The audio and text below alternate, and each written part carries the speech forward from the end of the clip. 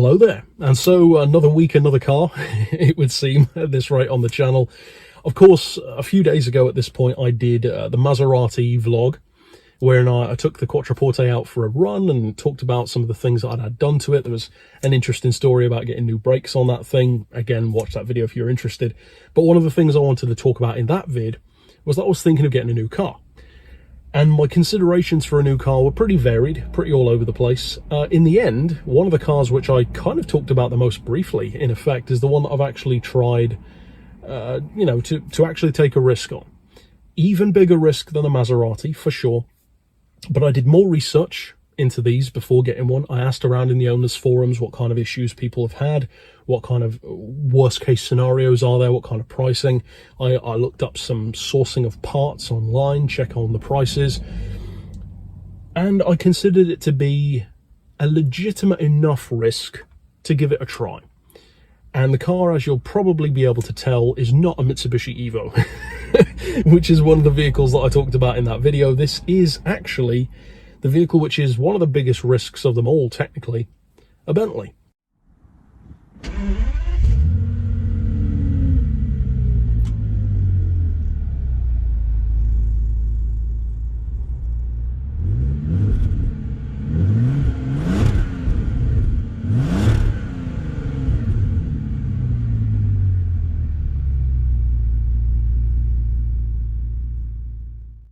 And I mentioned in that video that a Continental GT has been on my radar for a long time. I wanted to drive one for ages. I finally got the chance to get my hands on one, and you can check out that video on the channel. It was the convertible version, and it was the Speed. So it had 600 horsepower, wonderful car. That one was very expensive, more than this, and lower mileage than this as well. And technically this isn't the same model, because the keen eye will of course notice there's an awful lot of space back there for a Continental GT, because of course this isn't, as any of you who follow my Instagram will have already seen, this is of course a Spur, the Continental Flying Spur. Now I will be honest, I've never loved the look of the Spur. I always thought that the boot on the back looked like a bit of an afterthought. It doesn't flow as naturally as the GT, and I still feel that way.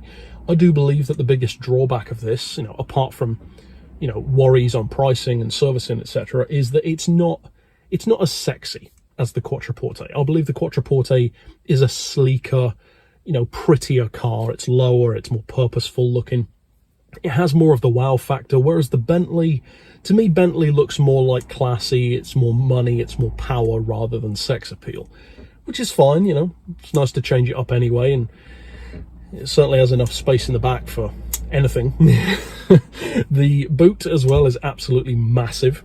This is comfortably a much larger vehicle than the Quattroporte, as you'd probably assume, but the Quattroporte is a fairly big vehicle. It's quite long. Headroom was never a problem. Width-wise, I think this might be a little bit wider than the Quattroporte, but there's probably not too much in it. They're both fairly wide cars. The Jag wasn't small either, and of course the Touareg wasn't.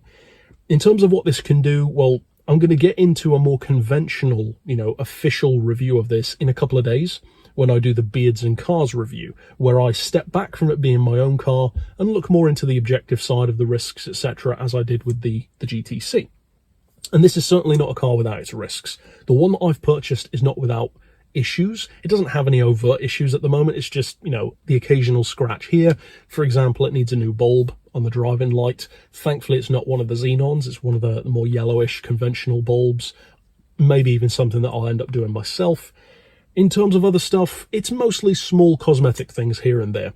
The interior is gorgeous. I'm not sure what the official colours are. The body itself is, of course, silver, as you'll have seen. I would say it's kind of a pearlescent silver. It has a slight hint of more of a cream to it. The interior is, I'm not sure what you'd call this spec. I'm sure it has an official name, but it's a little bit more of a cream colour, whereas the Maserati was more of like a Sahara sand kind of beige. But I love these colours anyways, kind of yacht spec. Stuff like this wood, it looks incredible. The two-tone with the leather, the other part is a really deep blue, a really dark blue, almost black. When you see it from certain angles, you can kind of see the blue here on the wheel. But yeah, in terms of comfort, of course, it's wonderful. Air ride suspension, Of course, that was an issue I had with the Touareg, but again, I looked up prices on used parts, and I was willing to take the risk. Again, I have a mechanic who's good at this kind of stuff. He likes working on the Volkswagen Group technology. This one has done just over 80,000 miles. It's a 55 plate, so it's from 2005, so it is one of the earlier cars, not the earliest, and for its age, that mileage is pretty good. The Maserati was fairly low as well for its age. Again, there's always risks. You know, it could break down tomorrow. It's always a risk. I do believe that after this, you know, depending on however long I have this car for, well, it kind of goes without saying that whatever I get after a Bentley is probably going to be downsizing, because there's not really anything that's bigger than this. There's no way I would even want to buy a Rolls. So yeah, I mean, unless I buy some, you know, Viper or a Corvette or something, you're not going to get bigger than this. Speaking of the spec, this is heads above everything else I've had. Of course, I've owned fast cars. The Maserati was fast, the Jag was fast, even the Touareg had a beast of an engine, but this thing blows them out of the water. 6-litre, W12, twin turbo, 552 horsepower. I don't recall what the torque figure is. I think it might be around 480 pound-feet, something like that. Petrol, of course. No speed limiter. It was the fastest four-door car in the world when it came out. 195 miles per hour, I believe, so basically a 200-mile-an-hour car. And the 0 to 60 time is technically the quickest of any car I've had. I think it's 4.6, 4.7 seconds, or that might be the GT. I'm not sure how the Spur compares. The Continental GT, the two-door, already weighs 2.3 tons. This is even heavier. This is over 2,500 kilos. So it barely weighs less than the Touareg does. This is literally like as heavy as a Range Rover. Speaking to that point, of course, it has all-wheel drive. I'm so happy to have all-wheel drive again. As many of you know, I love that. Huge torque, huge heavy car, all-wheel drive. You know, this is my kind of car down to a T. Space is ridiculous as well. And in terms of downsides, I was expecting the fuel economy to be significantly worse than anything I've had before. But the curious thing is, when I compared the fuel usage of my Maserati driving to pick up this car, and then compared this fuel economy making the return journey, this was actually better than the Maserati was, taking the exact same route both ways. And of course, that was motorway miles. Around town, this drops like a stone.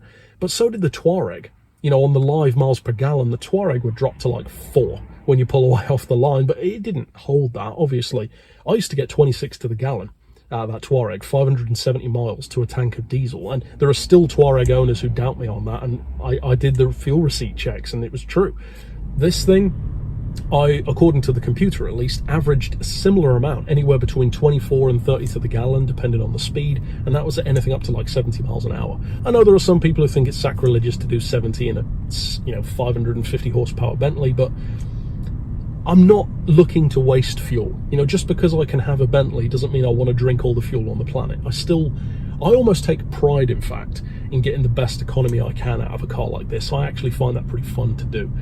Because, like I said, I'm not looking to waste money, basically. Overall, we'll have to see how it goes as far as reliability. Like I said, I'll get more into the technical side of things in its own review, but this is the official announcement vid. Of course, I'll feature some footage, probably the sound of the car. This is one of those occasions where I might end up not doing any modifications to it. Because, of course, I mentioned with the Maserati, I was going to paint the calipers yellow to really pop with the blue paint, and I wanted to take the mufflers off because it sounds insane, like I did with the Jag. It was the best thing I ever did to the Jag. I absolutely loved it. These sound monstrous with the muffler removed, like an absolute beast. But it seems a little bit sacrilegious to me to do that. A Continental GT, you might be able to get away with it. A flying Spur, I don't know, it doesn't really feel right to muffler delete a flying Spur. I could do it, but I don't think I'm going to. And there's certainly nothing else. You know, I'm not wide body kitting this thing. Also, I'm putting a scoop on the bonnet. So I don't think there's going to be anything I do to this. Even though it's a 2005, it has nice optional extras like the Bluetooth kit, like a wireless Bluetooth thing to connect the phone. I haven't used that yet, but it's a nice thing to have. It has the sheepskin carpets, which I don't even have fitted at the moment. They were like £1,200 from Bentley when it was new. Everything is expensive, but the thing is, so's a Maserati.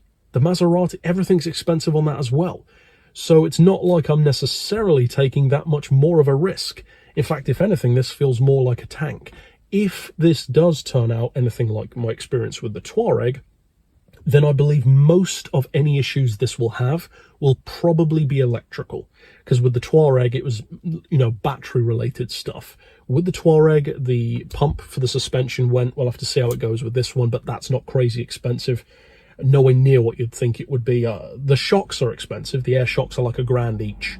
But the stuff like the compressor itself, you can get like an aftermarket one or a reconditioned one, even from the Bentley parts suppliers, and they're like £300-400. So it's not cheap, but for a Bentley, that's actually not bad, considering how important that component is and what it does. A lot of the issues with these is more so working on them rather than buying the parts, because when you look under the bonnet, for example, in the Maserati, you open the bonnet, there's a lot of space, because they fit the engine so far back, and it's a fairly small engine for a car of its size. In this, there is no space. There is no space under that bonnet. It is packed full of engine. And what an engine it is. The way it delivers its performance, totally different to the Maserati, of course. But yeah, of course, this is early days, as I always say. I like to take risks on these cars, but at least now I can say, if nothing else, I've had a Bentley. And a Spur is one hell of an entry point to a Bentley as well. So overall, we'll have to see how it goes. Of course, there will be updates and probably car vlogs as well here and there regarding the car. Stick around on the channel to see the conventional Beards and Cars review, where I step back from it being my car and just be completely brutally honest about it, the best stuff and the drawbacks, just like I am with all the other cars in that series.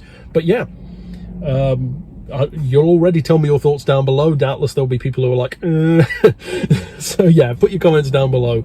This is the release vid, like the announcement vid, and until the review, I'll see you next time. But for now, as always, thanks for watching.